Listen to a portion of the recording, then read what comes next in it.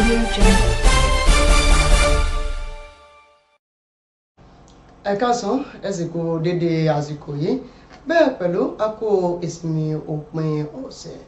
ìròyìn àpapọ̀ ilẹ̀ wa Nàìjíríà ló ń dé sójú ìwòran yín láti kàn ní BGI TV Olúṣọlá Oyèlẹ́kàn lóníròyìn ṣáájú ẹgbẹ́ àwọn kókó eléyìí tó ti yọ nínú ìròyìn náà. Ilé-ẹjọ́ ti pàṣẹ fún àjọ tó ń rí sí gbígbógun ti ṣíṣowó ìlú kúmọkùmọ lórílẹ̀‐èdè wa Nàìjíríà yan EFCC láti ju ẹni tó ti fìgbà kan jẹ́ gómìnà olú ilé ìfowópamọ́ ilẹ̀ wa CBN Godwin Emefiele sílẹ̀.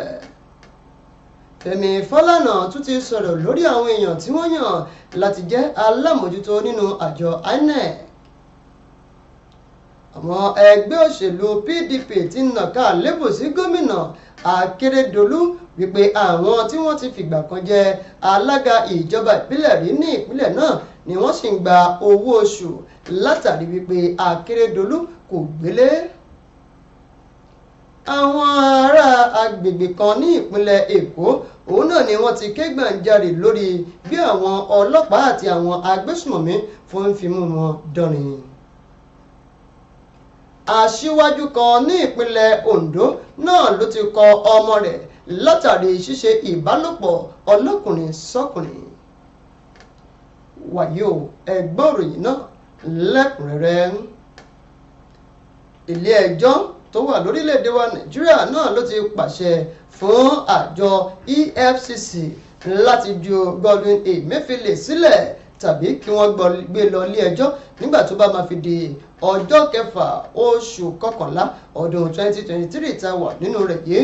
Àṣẹ yìí náà ló ń wáyé látẹnu ẹni tó jẹ́ adájọ́ Olúkáyọ̀dé Adéníjì tó jẹ́ adájọ́ ilé-ẹjọ́ gíga tó wà nílùú Àbújá lọ́jọ́bọ̀ Thursday àná.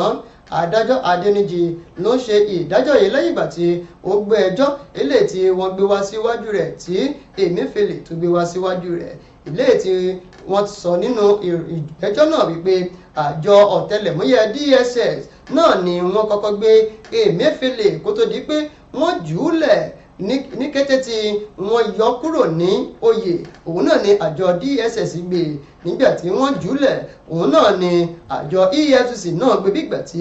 ajé ò bá gbé egungun tí olówó rẹ̀ jù sílẹ̀. Látìgbà náà ni Emefiele ti ń béèrè fún ìtúsílẹ̀ ara rẹ̀. Àwọn tí wọ́n jẹ́ ikọ̀ agbẹjọ́rò Emefiele papọ̀ mọ́ àwọn agbẹjọ́rò ìjọba àti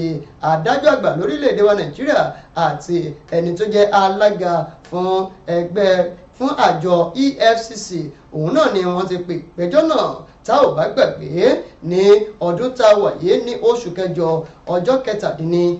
òun náà ni wọ́n sọ pé wọn yóò gbé ẹjọ́ Emefiele àti pẹ̀lú àwọn méjì míì ìyẹn Sadat Rahman Yaro àti ilé-iṣẹ́ kan tí wọ́n pè ní April 16 Investment Limited lọ sí ilé-ẹjọ́ lórí ẹ̀sùn 20 ọ̀tọ̀ọ̀tọ̀ eléyìí tí wọ́n fi kàn wọ́n tí wọ́n sọ wípé wọ́n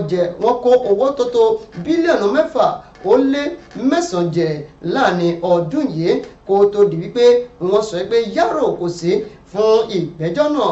látàrí wípé ó ṣàìsàn tí wọ́n sì sún ìgbẹ́jọ́ náà sí ọjọ́ 17 oṣù kẹjọ ọdún tí a wà nínú rẹ̀ yìí. Títí ìgbà náà ni Emefiele kò tí ì farahàn ní ilé-ẹjọ́. Lórí yíyan àwọn tí wọn yóò jẹ́ alámòjútó fún àjọ elétò ìdìbò lórílẹ̀‐èdè wa Nàìjíríà ìyàn rec ti INEC ẹni tó jẹ́ ajàfẹ́tọ̀ọ́mọnìyàn agbẹjọ́rò àgbà Fẹ́mi Fálànà ti sọ wípé lára àwọn nǹkan tó jẹ́ ìpèníjà àti ìdojúkọ eléyìí tí àjọ INEC tí wọ́n ń dojúkọ lórílẹ̀‐èdè wa Nàìjíríà eléyìí tó fi mú kí wọ́n máa ṣe àwọn ètò ìdìbò eléyìí tí ò nẹ́sẹ̀ nílẹ̀ látàrí títọwọ́ bọ àwọn ètò ìdìbò tí kò bójúmu tó òun náà ni mímú àwọn tí wọ́n jẹ́ olóṣèlú mọ́ àwọn tí wọ́n yóò máa ṣiṣẹ́ nínú àjọ INEC ọ̀hún. Fẹ́mi Fálànà tó jẹ́ àlejò níbi ìfọ̀rọ̀wérọ̀ kan eléyìí tí wọ́n ṣe lórí amóhùnmáwòrán kan ibẹ̀ náà ló ti ń sọ̀rọ̀ lórí bí ilé ìgbìmọ̀ asòfin àgbà lọ́jọ́rú Wednesday àti ọjọ́bọ̀ Thursday àná tí wọ́n ti ń fi ìdí àwọn tí wọ́n yàn gẹ́gẹ́ bí rec ti INEC yìí kalẹ̀ gẹ́gẹ́ bí àwọn tí wọ́n yàn ó sọ nínú ọ̀rọ̀ rẹ̀ wípé ìṣèjọba tó ti ṣe tẹ́lẹ̀ rí lábẹ́ ìṣèjọba Yar'Adua, ìṣèjọba Jonathan, kódà lábẹ́ ìṣèjọba Buhari, òun náà ni wọ́n ṣe àgbékalẹ̀ àwọn tí ó tọ́ àti bó ti yẹ, pàápàá jùlọ tó tún jẹ́ pé a ní ìdojúkọ. wàá sọ nínú ọ̀rọ̀ rẹ̀ wípé ìṣèjọba Bọ́lá Ahmed Tinubu yìí gbọ́dọ̀ gbójú agan àti gbójú wo gbogbo àwọn nǹkan báyìí láti lè tẹ̀lé kí wọ́n bá máa yan àwọn tí wọ́n jẹ́ ẹlẹ́gbẹ́ òṣèlú nínú ẹgbẹ́ òṣèlú kankan sínú ipò tó jẹ́ ti INEC. àwọn àgbáríjọ ẹgbẹ́ òṣèlú PDP ní ìpínlẹ̀ Ondo lọ́jọ́bọ̀ Thursday ti na ọ̀ka lébù sí gómìnà ìpínlẹ̀ náà yan gómìnà arákùnrin Akérédolú wípé àwọn tí wọ́n jẹ́ alága ìjọba ìbílẹ̀ tẹ́lẹ̀ rí tí wọ́n tó 18 òun náà ni wọ́n sì ń gba owó oṣù ní ṣísẹ̀ntẹ̀lé ní kété eléyìí tí wọ́n ti kúrò ní ọ́fíìsì wọn tí wọ́n sì tún sì ń gba owó oṣù. ẹni tó ti fi gbà kan jẹ́ alága nínú ẹgbẹ́ òṣèlú PDP òun náà ni wọ́n sọ pé àwọn alága òun náà ni wọ́n kọ̀ láti fi gbogbo àwọn nǹkan tó jẹ́ kí wọ́n fà kalẹ̀ sílẹ̀ fún ẹni tí ó jẹ́ ọ̀gá jùlọ ní ìjọba ìbílẹ̀ ilé tí wọ́n wà ní kété tí ìṣèjọba wọn tó tẹnubọ ipò ní oṣù kẹjọ ọdún tí a wà nínú rẹ̀ yìí. ẹgbẹ́ òṣèlú PDP jẹ́ kílẹ̀ kó di mímọ̀ nínú àtẹ̀jáde eléyìí tí wọ́n fi síta látọwọ́ ẹni tó jẹ́ akọ̀wé olùpolongo nínú ẹgbẹ́ òṣèlú PDP ní ìpínlẹ̀ Ondo náà yan Kennedy Pèrètè náà ló sọ nínú ọ̀rọ̀ rẹ̀ wípé àwọn alága wọ̀nyí náà ni wọ́n sì ń gba owó oṣù látàrí wípé gómìnà ìpínlẹ̀ ọ̀hún gómìnà arákùnrin Rotimi Akeredolu ó kọ̀ láti wá sí ìpínlẹ̀ ọ̀hún tó sì fi ìlú Ìbàdàn ní ìpínlẹ̀ Ọ̀yọ́ tó fi ibẹ̀ ṣe ibùgbé.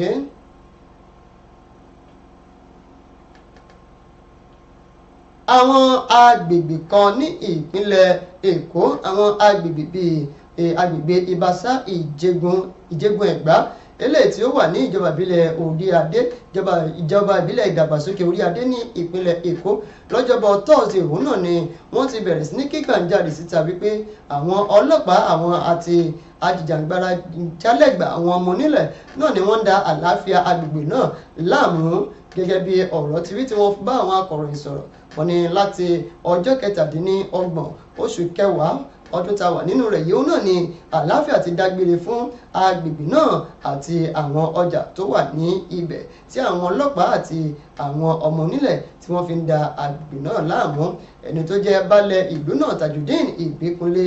tó jẹ́ baálẹ̀ Ìbàṣà Ìjẹ̀gùn Ìmùrè òun náà ló sọ nínú ọ̀rọ̀ rẹ̀ wípé ní ọjọ́ 27 oṣù kẹwàá ní oṣù tó kọjá òun náà ni àwọn ọlọ́pàá àti àwọn agbésùmọ̀mí kan wọn níṣẹ́ lábẹ́ àwọn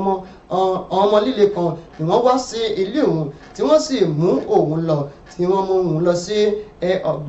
ọgbà ọlọ́pàá eléyìí tó wà ní Oníǹkan tí wọ́n sì ti òun mọ́bẹ̀ kó tó di wípé wọ́n tú òun sílẹ̀ ní ọjọ́ sátidé àbámẹ́ta látọwọ́ ìrànwọ́ ọba Hafiz Oríyọmí Ṣítù tó jẹ́ olórí àwọn ọba ní Ìjẹ̀gùn Ẹ̀gbá tí ó sì gba owó onítọ̀rọ̀ òun kúrò níbẹ̀. oníkóhun tó dédé ní ọjọ́ sátidé àbámẹ́ta òun náà lòun ti rí wípé àwọn ọmọ líle ló ti bẹ̀rẹ̀ sí ní gba agbára ní gbogbo àwọn agbègbè náà àti àwọn ọmọ onílẹ̀ tí wọ́n ti ń da àlàáfíà inú ìlú náà ní àmú.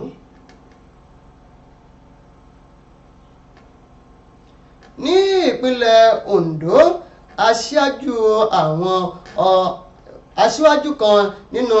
ará ìlú ní agbègbè Ọ̀gbájì Àkókó ní ìjọba ìbílẹ̀ Àríwá Àkókó local government ní ìpínlẹ̀ Ondo, olóyè Isaac Ọláníwájú Bọ́lárìndé òun náà ni ó ti kọ ọmọ rẹ̀ Bọ́lárìndé Adédọ̀tun Emmanuel látàrí títẹ ojú àwọn òfin àti àṣà àti ìṣe ilẹ̀ Yorùbá látàrí títẹ̀ mọ́lẹ̀. Bọ́lárìndé sọ nínú ọ̀rọ̀ rẹ̀ nígbà tó ń bá àwọn akọ̀ròyìn sọ̀rọ̀ ní agbègbè rẹ̀ wípé látàrí nǹkan tí ọmọ òun ọkùnrin yìí ṣe wípé ó ṣe ìbálòpọ̀ ọlọ́kùnrin sọ́kùnrin eléyìí tí kò bá ojú mu tó sì ti mú ìdójútì bá mọ̀lẹ́bí àwọn. ó sọ nínú ọ̀rọ̀ rẹ̀ wípé ní orílẹ̀-èdè Nàìjíríà yìí kò bá òfin mu, kódà ní ilẹ̀ Yorùbá kò bá òfin mu. Emmanuel eléyìí tí wọ́n bí ní ọjọ́ 28 oṣù kẹsàn-án ọdún 1995 tí ó wà ní agbègbè ọ̀gbági ní ìjọba ìbílẹ̀ àríwá àkókó. Òun náà ni ó sọ pé ó mú ìdójútì bá òun, ó mú ìdójútì bá mọ̀lẹ́bí òun àti pàápàá jùlọ agbègbè eléyìí tí òun ṣe ojú fún. Bọ́lánìdé òun náà ni wọ́n sọ pé ó ti wá kọ ọmọ náà ní ọmọ wọn. Ìròyìn àpapọ̀ orílẹ̀-èdè wa Nàìjíríà kò ní jù bẹ́ẹ̀ lọ fún tọ̀sán òní yìí. Ẹ má gbàgbé fún àwọn ìròyìn síwájú sí i, ẹ lè máa kàn sí wa lójú àwọn òpó ìkànnì ìbánidọ́rẹ̀ẹ́ wa lójú òpó Facebook Gbàgede Ìmọ̀ with Aláwìyé Adébáyọ̀, ti YouTube Bàbá Gbàgede Ìmọ̀ TV òun náà la wà níbẹ̀, ti Instagram Gbàgede Ìmọ̀_22 yóò ṣiṣẹ́ o. Kí a tún máa lọ ẹ̀já gbọ́n àwọn kókó onúròyìn náà lẹ́ẹ̀kan sí i. Ilé ẹjọ́ ti pàṣẹ fún àjọ EFCC láti ju Godwin Emefiele sílẹ̀ tàbí kí wọ́n gbé lọ ilé ẹjọ́ nígbà tó bá máa fi di ọjọ́ kẹfà oṣù kọkànlá ọdún 2023. Lórí yíyan àwọn ènìyàn sípò nínú àjọ elétò ìdìbò INEC, Fẹ́mi Fálànà sì dúró lórí ọ̀rọ̀ rẹ̀ kí wọ́n má yan àwọn tí wọ́n jẹ́ olóṣèlú.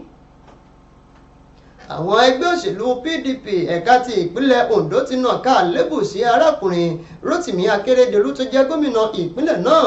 látàrí àìsínlẹ̀ rẹ̀ tó fi mú kí àwọn tí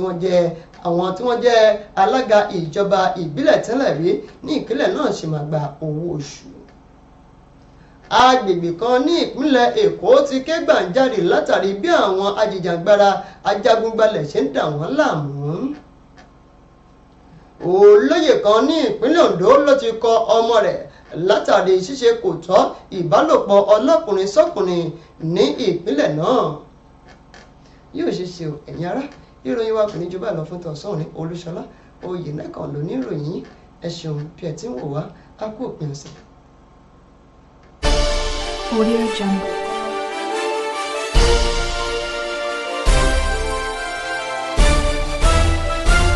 Audio Jungle.